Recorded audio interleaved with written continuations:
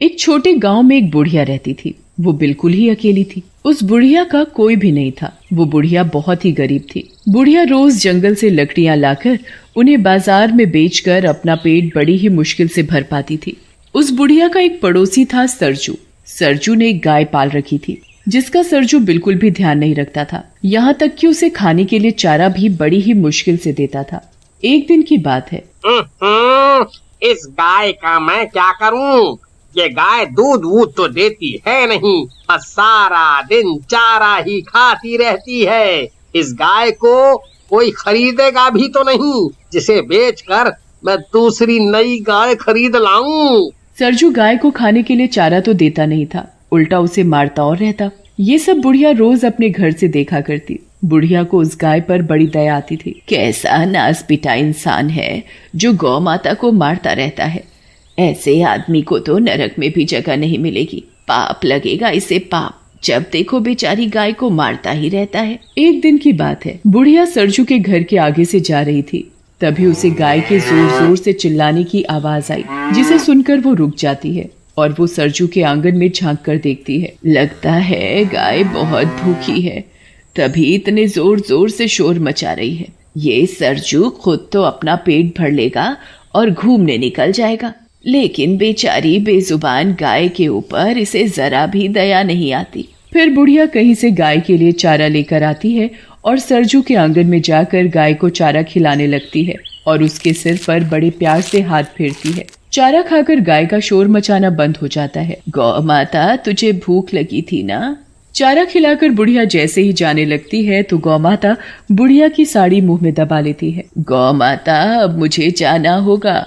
अगर सरजू ने मुझे तेरे साथ देख लिया ना तो सोचेगा मैं गाय चुराने आई हूँ। इससे पहले कि सरजू आए मैं यहाँ से चली जाती हूँ। बुढ़िया को ना चाहते हुए भी वहां से जाना पड़ता है और फिर जैसे ही रात होती है, बुढ़िया बेचारी गाय के बारे में सोच सोच कर बड़ी परेशान हो रही थी। फिर पता नहीं कब उस बुढ़िया को नींद आ जाती है और अगली सुबह फिर जैसे ही सुबह होती है, बुढ़िया सीधे सरजू के पास जाती है और उससे कहती है, क्या तू मुझे अपनी गाय बेचेगा? सरजू गाय के बेचने की बात सुनकर अंदर ही अंदर खुश होने लगता है।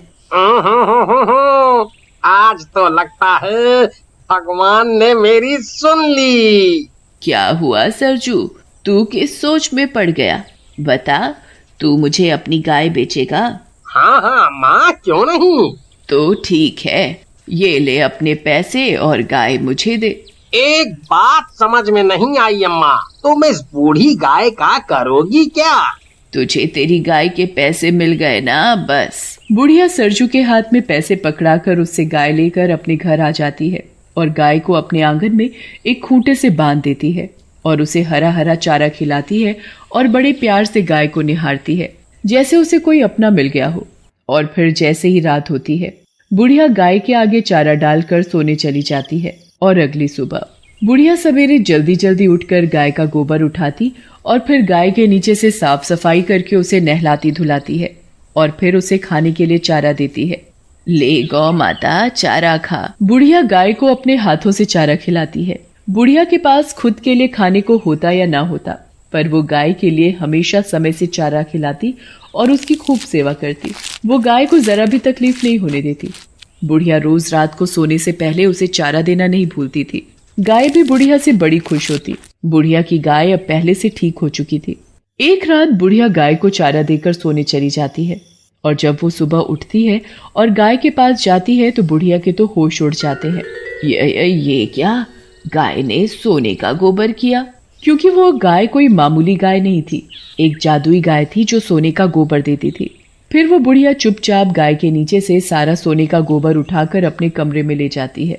अरे वाह, गौ माता ने मुझे सोने का गोबर दिया, इससे तो मैं गौ माता के लिए और भी चारा खरीद सकूंगी।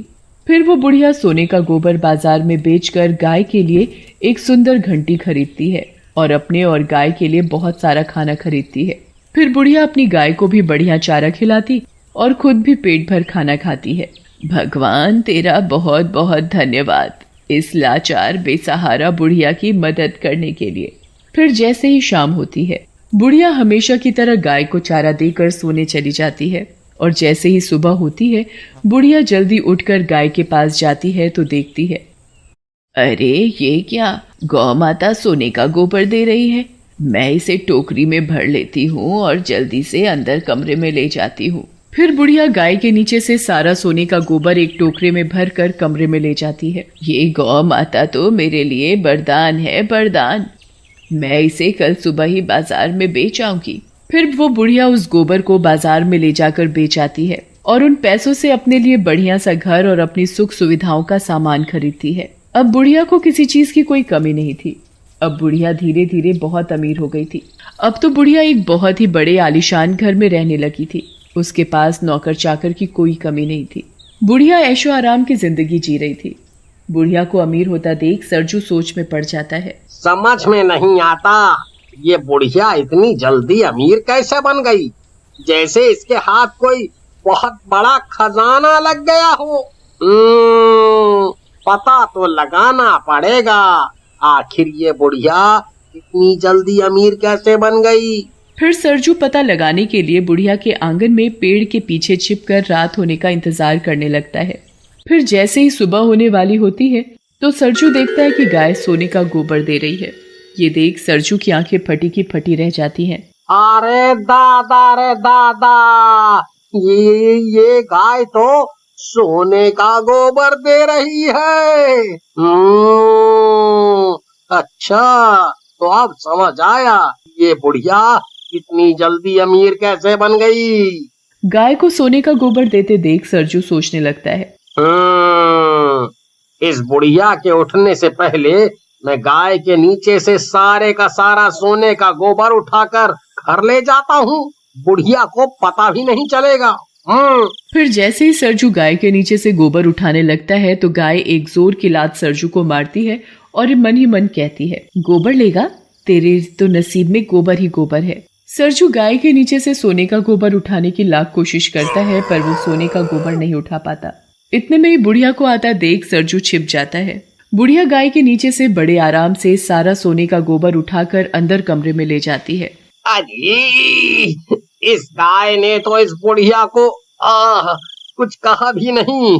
अगर मैं इस गाय का सोने का गोबर नहीं ले सकता तो इस बुढ़िया को भी नहीं लेने दूंगा। और अगले दिन जैसे ही सुबह होती है सरजू सरपंच के पास पहुंच जाता है और बुढ़िया के पास सोने का गोबर देने वाली गाय है के बारे में सरपंच को बताता है। क्या गाय सोने का गोबर देती है? ऐसा कैसे हो सकता है? सरपंच जी, मेरी बात का यकीन करो, मैंने खुद अपनी आँखों से गाय को सोने का गोबर देते हुए देखा है। सोने का गोबर देने वाली गाय के बारे में सुनकर अब तो सरपंच के मन में भी लालच आ जाता है और वो बुढ़िया से गाय लेने के बारे में सोचने लगता है। अगर ऐसी बात है तो मैं तुम्हें माला माल कर दूंगा। तुम मुझे अभी के अभी उस बुढ़िया के पास ले चलो। बूढ़ी अम्मा, मुझे तुम्हारी गाय खरीदनी है। ये सुनकर तो बुढ़िया के पैरों से जमीन खिसक जाती है, पर मुझे अपनी गाय नहीं बेचनी। सरपंच बुढ़िया के हाथ में बहुत सारे पैसों की थैली पकड़ाकर उससे जबरदस्ती गाय खरीदकर अपने घर ले जाता है और उसे अपने कमरे में बांध देता है। ये देख सरपंच की पत्नी सरपंच से पूछती है, मुझे एक बात समझ नहीं आई कि इस गाय को आपने हमारे कमरे में क्यों बांध रखा है? अरे भगवान, ये कोई मामूली गाय नहीं है, सोने का गोबर देने वाली गाय है। भला गाय भी सोने का गोबर देती है? मुझे तो तुम्हारी बात पर जरा भी यकीन नहीं है। जब ये गाय सुबह सोने का गोबर करेगी तब तो यकीन करोगी। उधर बेचारी बुढ़िया अपनी गाय को याद कर कर के रोए जा रही थी।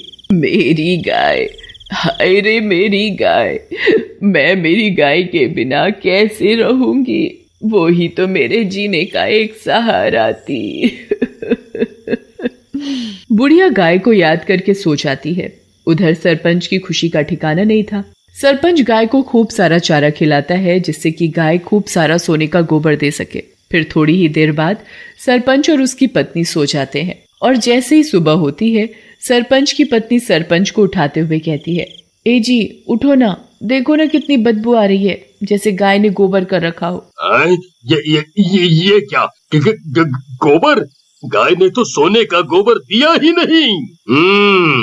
सरपंच सरजू की खूब धुलाई करता है और वापस गाय बुढ़िया को दे आता है। बुढ़िया गाय को वापस पाकर बड़ी खुश होती है और उसके गले लग जाती है।